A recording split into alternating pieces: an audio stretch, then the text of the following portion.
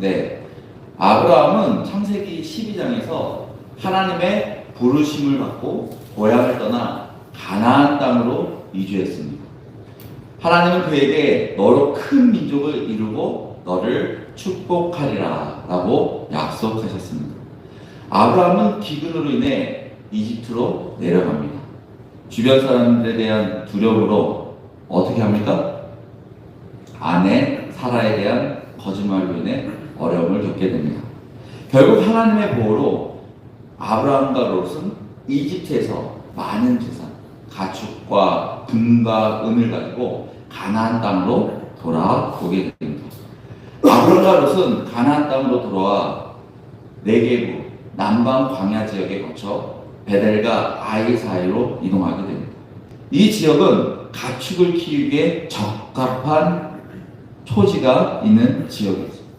가나안 사람과 브리스 사람도 거주하고 있었으며 사용 가능한 자원이 많은 곳이었습니다. 그런데 이로 인해 두 가족이 그 가족의 목자들이 초지를 두고 갈등이 발생하게 됩니다. 그 땅이 그들이 함께 거주하기에 넉넉하지 못하였으니 라는 말씀은 두 사람의 소유물과 가축대가 너무 많아서 같은 지역에서 함께 지내기가 어려웠다는 것을 말하고 있습니다. 결국 아브라함의 목자들과 롯의 목자들 사이에서 다툼이 일어납니다. 이 다툼은 단순히 목자들 간의 문제로 끝나지 않고 아브라함과 롯의 관계까지 영향을 주게 됩니다. 갈등의 이유가 무엇입니까? 아브라함과 롯이 무엇 때문에 갈등하게 되었습니까? 그들은 하나님의 축복을 받았습니다. 그것도 굉장히 풍요롭게 받았죠. 이 갈등은 두 사람의 재산이 크게 증가함으로써 초래된 것입니다. 아브라함과 롯을 통해 물질적 축복이 반드시 평안만을 가져다 주는 것은 아님을 오늘 말씀을 통해서 볼 수 있습니다. 갈등의 원인을 구체적으로 보면 첫 번째로 물질적 풍요의 갈등이었습니다. 아브라함과 롯은 이집트에서 많은 재산을 가지고 가나안으로 돌아왔습니다. 두 사람의 가축대와 목자들의 수가 너무 많아서 함께 거주하기가 어려운 상황이었습니다. 가축대를 먹일 초지가 부족함으로 인해 아브라함과 롯은 땅을 나눌 필요성을 느끼게 된 것입니다. 풍요로움은 필연적으로 더 많은 자원을 필요로 합니다. 이는 공동체 안에서 갈등을 일으키는 주 원인이 되기도 합니다. 우리는 물질적인 축복으로 반드시 평안을 얻으려고 합니다. 하지만 아브라함과 롯을 통해서 물질적인 축복이 오히려 갈등의 원인이 됨을 볼 수 있습니다. 두 번째로 공유 자원의 한계입니다. 그 땅이 그들이 함께 거주하기에 넉넉하지 못하였습니다. 땅이 부족했습니다. 가나안 땅은 이미 가나안 사람과 브리스 사람들이 거주하고 있었기 때문에 초지와 물 공급을 위한 자원이 부족했다는 것입니다. 제한된 자원을 어떻게 나누고 사용할 것인지에 대한 문제가 사람들 사이에 갈등을 일으킨 것입니다. 이 시대도 제한된 자원으로 갈등을 일으키고 있습니다. 역사 속에서 나라와 나라의 전쟁, 무역 갈등, 대부분 뭐 때문입니까? 제한된 자원 때문에 일어나는 일들입니다. 서로 제한된 자원 속에서 만족하며 살면 됩니다. 정말 필요로 하는 것만 가지고 있으면 되는데 소유하고 싶은 이기적인 욕심 때문에 일어나는 갈등이라는 것입니다. 세 번째로 관계의 중요성입니다. 아브라함과 롯의 목자들 사이에는 초지와 물을 두고 다툼이 발생했습니다. 이는 물질적 풍요가 오히려 가족 관계를 긴장하고 갈등시켰다는 것입니다. 요즘 사회에 일어나는 이슈를 보면 물질적인 소유로 인해 이기적인 욕심 때문에 가족끼리, 친척끼리 싸우는 경우가 굉장히 많습니다. 다툼이 심해지면 어떻게 됩니까? 가족이 오히려 원수가 되고 친척이 오히려 이웃보다 멀어지는 경우가 많다는 것입니다. 저는 오늘 본문을 통해서 롯의 입장과 아브라함의 입장에서 그들의 믿음을 함께 보기를 원합니다. 먼저 아브라함과 롯은 믿음의 사람이었습니다. 아브라함과 롯은 하나님의 부르심에 순종하는 사람이었습니다. 아브라함은 창세기 12장에 하나님의 명령에 따라 본토, 친척, 아버지의 집을 떠났습니다. 그는 하나님의 약속, 큰 민족을 이루고 축복을 받을 것을 믿고 자신의 모든 것을 내려놓았다는 것입니다. 그럼 롯은 어떻습니까? 롯도 아브라함의 조카로 아브라함과 함께 하란을 떠나 가나안으로 이주하며 하나님의 인도하심을 따랐습니다. 이는 롯 역시 아브라함의 믿음의 영향을 받아 하나님의 약속에 신뢰하였다는 것입니다. 아브라함과 롯은 함께 가나안 땅과 이집트를 동행하는 사람이었습니다. 아브라함과 롯은 가나안 땅에서 하나님의 약속을 믿으며 함께 여정을 계속하였다는 것입니다. 기근으로 인해 이집트로 내려가서도 그곳에서도 하나님의 보호와 축복을 경험하게 됩니다. 이집트에서 많은 재산을 얻은 후에도 그들은 여전히 하나님의 인도하심에 나갔다는 것입니다. 아브라함과 롯은 믿음으로 제단을 쌓았습니다. 예배를 드리는 것이죠. 아브라함은 베델과 아이 사이에서 하나님께 제단을 쌓아 예배를 드립니다. 롯도 아브라함과 함께 제단을 쌓으며 하나님께 예배를 드린 사람이었습니다. 롯은 아브라함에게 단순한 동행자가 아니라 믿음의 동력자였다는 것입니다. 하지만 그들의 관계가 시간이 지날수록 상황이 변할수록 물질이 많아질수록 욕심이 많아질수록 달라지는 믿음의 성숙을 볼 수 있습니다. 롯의 믿음의 성숙은 어땠나요? 아브라함의 믿음의 성숙은 어떠했나요? 첫 번째로 롯의 믿음, 눈에 보이는 것을 선택합니다. 10절에 이에 롯이 눈을 들어 요단 지역을 바라본즉 소알까지 온 땅에 물이 넉넉하니 여호와께서 소돔과 고모라를 멸하시기 전이었으므로 여호와의 동산 같고 애굽 땅과 같았더라. 그러므로 롯이 요단 온 지역을 택하고 동으로 옮기니 그들이 서로 떠난지. 롯은 물질적 풍요를 우선시하며 세상적인 기준으로 선택을 합니다. 그는 요단 평지가 에덴 동산 같고 풍요로워 보인다고 판단하고 그 땅을 선택합니다. 요단 평지는 물이 풍부하고 토지가 넓고 가축을 키우기에 이상적인 땅이었습니다. 이 땅은 처음 본 순간 번영과 성공의 땅이었다는 것입니다. 어제 서부 청라 국제도시를 다녀왔습니다. 그렇죠? 당근을 통해서 드럼을 거래하기 위해 방문했는데 드럼을 사기로 결정하고 그 집에서 나오면서 제 입에서 무슨 말이 나오냐면 역시 비싼 동네는 물건도 좋아 라는 말이 자연스럽게 나오더라고요. 그만큼 세상적인 눈으로 또 남들이 보는 그 기준으로 우리는 그 동네를 평가하고 바라본다는 것입니다. 우리가 세상적인 성공을 원한다면 높은 연봉, 또 집값이 오를 동네, 부동산, 높은 이율의 통장, 저축, 성장하는 기업에 대한 투자 등 같은 시간, 같은 돈이라도 더 많은 이득을 얻기 위해 노력한다는 것입니다. 투자한다는 것이죠. 그래서 어떻게 합니까? 그 회사를 다니기 전에 어디에 투자할 것인지 미리 공부하고 계산하고 판단합니다. 서점에 가서 대부분 책들은 성공에 대한 내용들입니다. 부동산으로 성공하는 책, 주식으로 성공하는 책들, 월급으로 성공하는 책들, 리더십으로 성공하는 책들, 다양한 책들이 펼쳐져 있지만 대부분 성공을 위한 책들이라는 것입니다. 사람들이 왜 이런 책들을 돈 주고 사볼까요? 성공하기 위해서, 세상적인 성공을 위해서이지 않아요. 그래서 이득을 더 얻기 위해, 바로 이득을 중시하기 때문입니다. 어떻게 보면 롯처럼 물질적인 풍요 가운데서 더 욕심을 내고 있는지 모릅니다. 나 자신도 모르게 점점 시간이 지날수록 주변 사람들에게 인정받고 싶은 그의 마음이지 않았을까요? 나도 모르게 안정된 삶을 원합니다. 더 편하고 더 여유로운 삶을 원하는 그의 삶이지 않습니까? 이미 풍요로운 삶을 살고 있는데 더 인정받고 싶어, 더 안정된 삶을 원하는 것. 그리고 세상적인 성공은 세상적인 방법으로 바라보게 됩니다. 롯은 눈을 들어 요단 지역을 바라보죠.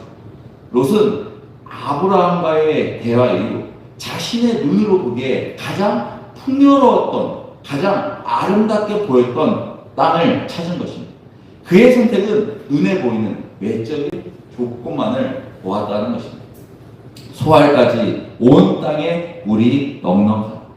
요단평지는 물이 풍부하고 비옥한 지역이다. 요단강은 가축을 키우기에 이상적인 환경이었다는 것입니다. 물은 그 당시 농경사에서 가장 중요한 자원이었죠. 롯에게는 아마 가장 매력적인 부분이었을 것입니다. 롯에게 요단 지역은 여호와의 동산 같고 애굽 땅과 같았다. 에덴 동산처럼 풍요롭고 아름다운 곳이었으며 롯은 이곳이 마치 축복받은 땅처럼 보였다는 것입니다. 애굽이 또 어떤 나라입니까? 애굽은 문명과 농업이 발달된 곳입니다. 기름진 땅이죠. 상업이 발달된 곳입니다. 바로 물질적인 번영이 충분히 누릴 수 있는 곳이죠. 롯은 애굽에서의 경험을 떠올라 요단 평지가 자신에게 경제적으로 또 안정과 번영을 가져다 줄 것이라고 확신한 것입니다. 우리가 눈으로 봐도 그 시대의 최고의 장소, 도시였습니다. 집 사고 싶은 것, 또 일하고 싶은 것, 자녀들에게 교육을 받게 하고 싶은 것, 모든 것이 만족스러운 곳이었다는 것입니다. 누가 봐도 요단 지역은 최고의 장소였죠. 롯은 세상적인 사고로 최고의 장소를 결정합니다. 롯은 인간적인 사고로 최고의 장소를 선택한 것입니다. 우리도 롯과 같은 입장에서 선택한다면 우리도 살기 좋은 곳, 누구나 인정하는 곳, 그런 곳에 살고 싶지 않나요? 영국 사람들이 자주 쓰는 말 중에 책 표지로 내용을 판단하지 말라라는 속담이 있습니다. 거운 모습이 본질을 대변하지 않는다는 의미이죠. 13절에 소돔 사람은 여호와 앞에 악하며 큰 죄인이었다. 롯이 선택한 그 땅은 겉은 화려한 땅이었지만 속은 썩어가는 땅이었다는 것입니다. 요단 지역은 소돔과 고모라 근처에 있었습니다. 겉으로는 풍요로워 보였지만 영적으로는 완전히 타락의 중심지였다는 것입니다. 소돔과 고모라는 물질적으로 번영하였지만 하나님이 보시기에는 큰 죄악이 가득한 곳이었습니다. 롯은 하나님의 뜻이나 영적 환경을 고려하지 않고 눈에 보이는 물질적인 번영만 기준으로 삼았다는 것입니다. 이는 롯의 믿음이 어느 순간부터 세상적이고 물질적인 기준에 의존했다는 것입니다. 요단평지의 단기적인 풍요로움만 보고 나중에 다가올 그 결과에 대해 고려하지 않았다는 것입니다. 이 선택은 후에 그의 삶에 큰 위험과 영적 손실을 초래하게 됩니다. 롯은 아브라함과 함께한 사람이었습니다. 어떻게 보면 가장 가까운 단짝이었죠. 그런데 왜 갑자기 중요한 갈림길에서 세상적인 길로, 세상적인 선택, 세상적인 것을 위해 잘못된 선택을 했을까요? 롯에게 하나님의 축복이 나 자신의 이익으로 채워졌기 때문입니다. 하나님이 주신 축복이 아닌 나 자신이 스스로 잃은 물질이었다고 생각했기 때문입니다. 롯은 결국 하나님의 축복보다 나 자신을 높이는 삶을 산 것입니다. 나 자신의 지식, 나 자신의 지혜, 나 자신의 경험, 나 자신의 스펙을 얻고 나 자신의 선택대로, 판단대로 행한 것입니다. 우리도 어떻게 보면 롯의 모습이지 않습니까? 교회 안에서도 시간이 지나면 지날수록 하나님께 더 기도하며 낮은 자세로 나가야 합니다. 나 자신의 지식과 지혜와 경험과 스펙을 얻고 나 자신의 선택대로 판단대로 행하고 있지 않냐라는 것입니다. 우리는 조심해야 합니다. 우리도 롯처럼 한순간 잘못된 선택으로 인해 한순간 무너질 수 있다는 것입니다. 우리는 롯을 통해 더 낮은 자세, 하나님의 뜻을 먼저 구하는 여러분과 제가 되길 바랍니다. 두 번째로 아브라함의 믿음, 하나님의 약속을 신뢰하였습니다. 8절에 아브라함은 롯에게 이르되 우리는 한 친족이라 나나 너나 내 목자나 서로 다투게 하지 말자. 내 앞에 온 땅이 있지 아니하냐. 나를 떠나가라. 내가 좌하면 나는 우하고 내가 우하면 나는 좌하리라. 아브라함과 롯의 목자들 사이에 갈등이 발생했습니다. 아브라함은 다툼을 피하기 위해 롯에게 먼저 선택권을 양보합니다.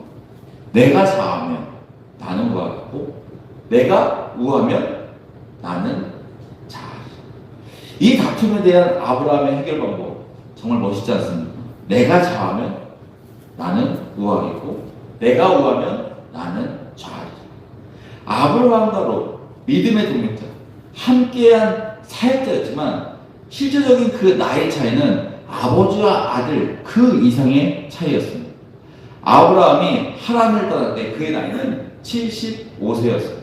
롯은 하란의 아들이며 아브라함보다 한 세대 아래라는 점을 고려할 때 20에서 40년 정도의 나이 차이가 남을 우리가 볼 수 있습니다. 누가 보더라도 롯이 아브라함에게 양보해야 되지 않겠습니까? 아브라함이 롯에게 양보하는 상황은 좀 이상한, 좀 우리가 봤을 때 상식적으로 맞지 않는 그런 모습이었습니다. 그런데 아브라함이 먼저 롯에게 양보했다는 것입니다. 이 결정은 아브라함이 자신의 이익보다 평화를 우선으로 했다는 것입니다. 현실적인 상황, 물질적인 이득, 세상적인 성공보다 하나님의 약속을 신뢰했다는 것입니다. 아브라함은 땅을 분쟁으로 얻는 것이 아니라 하나님께서 주실 것을 믿었습니다. 아브라함은 롯의 선택 이후에도 믿음이 흔들리지 않았다는 것입니다. 우리가 군에서 가끔 점심시간에 외식을 합니다. 식당에 가서 메뉴를 정할 때 선임, 돈을 쓰는 사람이죠. 먼저 가장 싼 짜장면을 정합니다. 그럼 후임들 어떻게 합니까? 그렇죠? 선임은 이렇게 얘기합니다. 아무거나 먹어. 내가 다 사줄게. 하지만 지혜로운 후임은 동일한 짜장면을 먹습니다. 그런데 가끔 지혜롭지 않은 저는 자체밥을 먹겠습니다. 그리고 중국집에서는 뭐가 있어야 되죠? 탕수육이 있어야죠. 탕수육까지 시키는 후임이 있습니다. 선임이 어떤 반응을 보일까요? 본인이 한 말이 있어서 먹고 싶은 걸 사주겠죠. 그러나 다음부터는 그 후임은 부르지 않을 것입니다. 많은 사람들이 어떤 중요한 결정이 있을 때 양보하는 경우가 있어요. 그리고 겉과 다르게 속은 상대방도 양심껏 결정하길 바라는 경우가 있습니다. 겉과 속이 다른 것이죠. 우리의 모습도 그렇지 않습니다. 겉으로는 상대방을 위하는 것처럼 하지만 속으로는 나의 이득만을 챙기려는 그 마음이 있다는 것입니다. 선택에 대한 양보는 하는데 나이 차이도 있고 서열 차이도 있고 계급 차이도 있고 나에게 양보하겠지, 양심껏 결정하겠지, 이런 마음이 있지 않나. 그리고 내가 원하는 선택이 아니면 오히려 질투하고 짜증내고 저주하는 거예요. 하지만 아브라함은 롯의 그 선택에 그 이후에도 흔들리지 않았다는 것입니다. 롯은 물이 풍부하고 길진 소돔과 고모라 지역을 선택했습니다. 누구나 원하는 것이죠. 누구나 바라는 곳이었습니다. 이는 세상적인 눈으로 보았을 때 가장 유리한 선택이었습니다. 어쩌면 아브라함도 같은 지역을 마음에 두었을 수 있습니다. 그러나 아브라함은 남은 땅이 덜 풍요로워도 하나님께서 약속하신 땅을 주실 것을 믿고 불평하지 않고 의심하지 않고 그 땅을 선택하게 됩니다. 롯이 떠난 뒤 하나님께서 아브라함에게 나타나 땅에 대한 약속을 다시 확인시켜 주십니다. 너는 눈을 들어 너 있는 곳에서 동서남북을 바라보라. 보이는 땅을 내가 너와 너와 내 자손에게 주리니 영원히 이르리라.